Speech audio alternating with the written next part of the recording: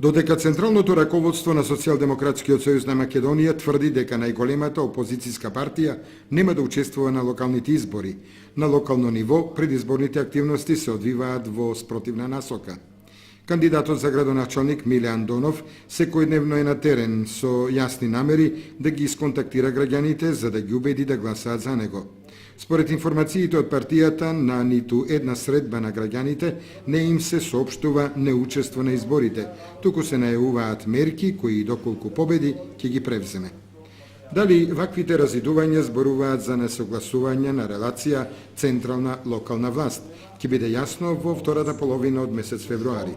Меѓутоа, знаејќи ги релациите меѓу овдешните и скопските представници на опозицијската СДСМ, нереално е да се очекува дека може да се случи Миле Андонов или општинската организација да одат на избори без координација со централата од Скопје.